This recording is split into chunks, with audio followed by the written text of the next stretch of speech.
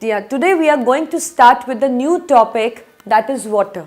You all must be familiar what the water actually is, because we also feel that water is very important for us. Like whenever you feel thirsty, what you do? You just go to a kitchen, take a glass of water and just drink it. And sometimes when you can't get the water and you have a feeling like that, you have a feeling of being faint, because sometimes you must be knowing that there are certain the fast or the rituals which are followed in which we are not allowed to drink water. So what happens that time? Like we obviously feel the hunger also, but with the feeling of the hunger we too have the feeling of the thirst as well.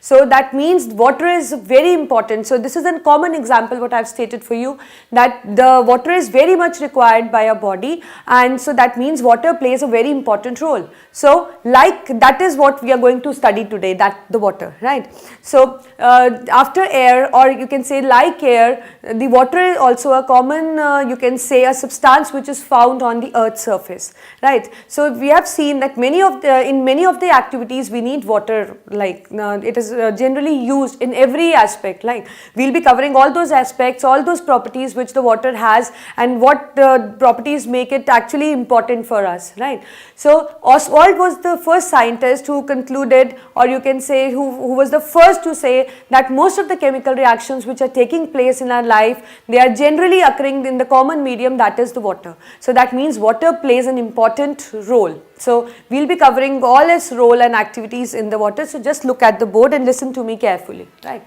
So first of all, we should know what the water is. So the formula for the water is H2O, right? So that means it contains 2 hydrogen atoms and 1 oxygen atom, right? 1 oxygen atom. I will write here also for you. So that means the ratio of their volume is 2:1, and the ratio of their combination of masses, we know hydrogen mass is 1, so 1 into 2, 2, and oxygen is 16, we have only 1 atom, so it comes out to be 16. We can cancel it, so it becomes 1:8, means this is the ratio of volume. Like, so my question is this, my first question is this for you, that can we have water molecule, but if I alter this the ratio, so can I have the water, can we have the water? No, we can't have the water, because we know that any compound, any pure compound obeys law of constant proportion. That means for any pure chemical substance, same elements are present in the definite proportion of mass and volume. So similarly, it is obeyed by this also. And I think when I said that in any pure chemical compound, so it is clear that water is not an element, because it is formed of different type of element. So obviously it is regarded as a compound. So water is a compound. So that means it fulfills all the properties that are flashed by the properties of the compounds. So what are those properties? I am just recalling, we have already done, but I want you to do it, repeat it again.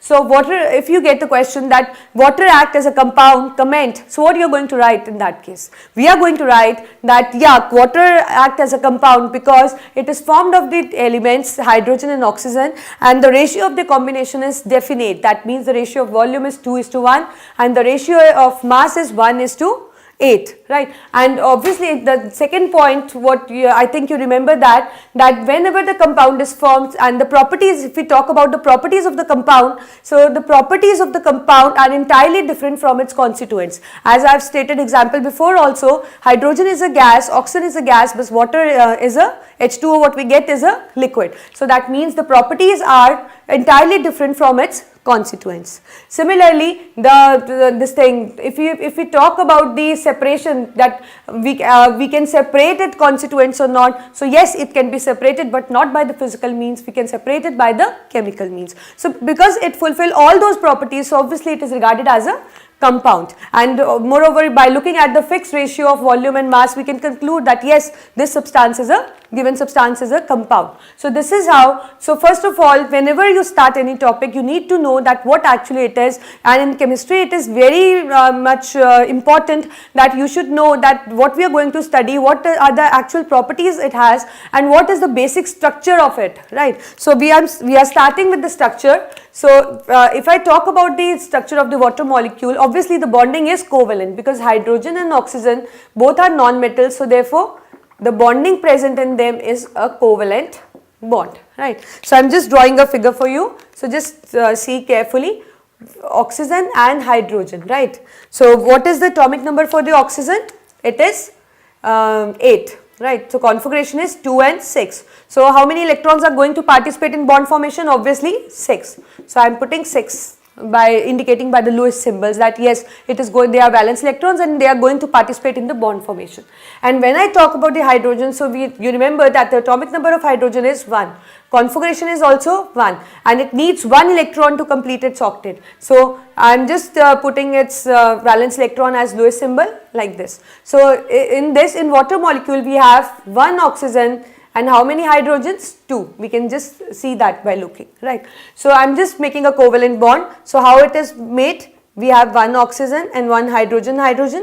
Hydrogen with its 1 valence electron, and oxygen will arrange its valence electron such that the 1 electron is facing towards the each hydrogen and the rest overs are just denoted by this pairs, right. So this is bond is formed, this is formed. So by forming this bond, hydrogen has acquired a duplet, that means it has become stable. So hydrogen 2 electrons and oxygen 2, 4, 5, 6, and along with that 1 each electron of the hydrogen. So we can just, I'll just put the dashes instead of this electron clouds now, because whenever you indicate the bond formation, we need to put the dash. 1 dash means that is 1 bond pair, that is which is contributed by electron from each atom, right. So you have seen in this that 2 electrons of oxygen has participated in bond formation, but the 2 pairs are left, they are not participating actually in the bond formation. So those pair of electrons which do not participate in the bond formation, they are called as lone pairs. So it has got 2 lone pairs, right, and there are 2 bond pairs. So that means this molecule is going to suffer the repulsions as well, because whenever the electrons are present, or you can say whenever the atom is arranged, different atoms are arranged around the central atom, they suffer a kind of repulsions. Like, so we have lone pair repulsion is maximum, and then lone pair bond pair, and the least one is the bond pair. So as it has 2 lone pairs, that is why its geometry get distorted, right, and it has a special kind of geometry, and the name given to it is bent geometry, right. It was beyond your scope, but still I wanted that whenever we start with a topic, as I said before, whenever you start something, so just look at the important properties what the given substance is showing, because it will be more easy for you to understand it in a better way. Right, I think it's clear to you. So this is a basic introduction of the water. So what is that? Obviously H2O, it is formed of 2 atoms of hydrogen and 1 of oxygen atom. So ratio of volume 2:1. If we talk, it is ratio of mass. And when we talk about ratio of mass, it is 1:8. And we know that it is a compound because it is fulfilling all the properties which are flashed by the compounds. So it is done. And if we talk about the structure, so we have this kind of geometry. As I told you, there are lone pair and bond pair as well as both pairs are present in the molecule, and due to repulsion this geometry just gets distorted, right, and the angle is just decreased to 104.5 dash. It is beyond your scope, but still you should know. Right, and the special name given to this geometry is bent geometry, and it is a distorted tetrahedral geometry actually, and the distorted tetrahedral geometry is given a special name, that is the bent geometry. This you will be doing in detail in the higher class, right. So for now this much is clear for you. So that means the bonding which is present in water is obviously a covalent bond, because we know hydrogen is also a non-metal and oxygen is also a non-metal. Right. So you are just clear with the structures and the basic introduction that what the water actually is. Now we will be studying about the forms in which we get the water, right. So before we study the forms, I want you to know that there are basically 2 kinds of water which are found. One is natural water and other is treated water.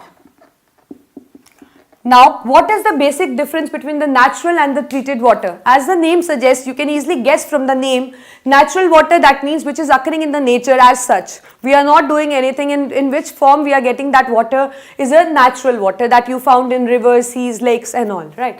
And the treated water is that in which you are just treating it, but means the natural water is being treated, and the treatment can be anything, and depending upon the type of the treatment, we have different types of water. So the different types of water which are obtained by treating is distilled water. What is distilled water? Do you have any idea of distilled water? Yeah, you are right that distilled water is actually a pure form of water which is fit for drinking purpose, right? So it is actually free from any, it has no minerals in it, it has no microorganisms in it. Distilled water is actually a pure form of water, and it is a soft water. You should remember the water that we get from river is a hard water because it contains calcium and magnesium ions, but the distilled water is free from all those ions, microorganism and all, so it is regarded as a soft water, and it is you can say it is regarded as the soft water, and it is the purest form of the water. And the other treated form of water what we get is pipe-borne water. The name sounds to be little different, but what do you mean by the meaning is very simple, that the pipe-borne water means the water that is obtained from by the filtration. That means the natural water is being filtered, and after filtration what happens? All the microorganisms are just removed, but still the minerals are present in it. So the water which is obtained by filtration, from which the microorganism has been removed, and but still the minerals are present in it, that is called as pipe-borne water.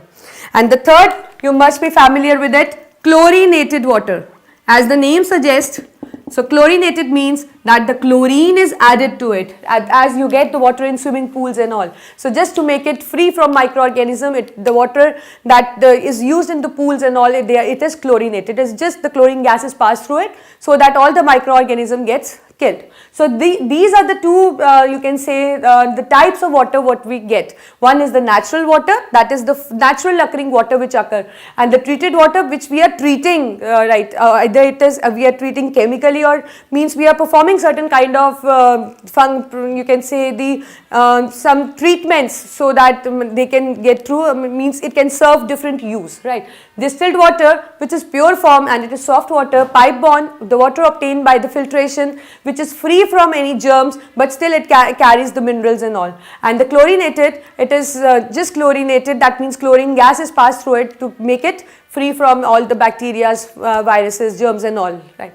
So this water is not, but chlorinated water is not fit for you can say the drinking purpose, it is just used in the schools and all, right. So this is the two types of water what we get. Now when we talk about the form of water, if I talk about the form of water, what is striking in your mind? We have three forms, you are familiar with it, yes, ice, liquid water, that means, and the water vapor, you know that. So that means the form of water exists in three forms. It exists as solid also, it exists as liquid also, and it do exist as gas also. In solid form what you get is like ice, snow, like this, and the liquid form, that is the water what you get, like we get the water above the earth surface also, below the earth surface also. So we have like the water which we get above which we get below earth surface is like groundwater, and which we get on earth surface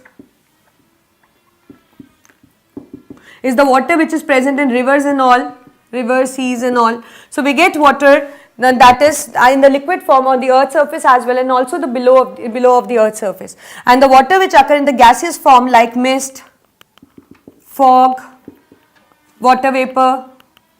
So these are all forms of water in which the water exists, right. So water exists in three forms. It exists as solid also, it exists as liquid also, and it exists as gas also. And I told you when we were discussing the states of matter that there is a point that where the three states can coexist, and that is called as the triple point. So triple point is actually a point when three states of water, that is the solid, liquid and gas, can exist simultaneously. So that is not obtained in the normal routine. We need to set the temperature and pressure accordingly, and the different substance have different triple point at different temperature and pressures, right? So water also exists in three forms, and that point when these three states coexist is called as triple point.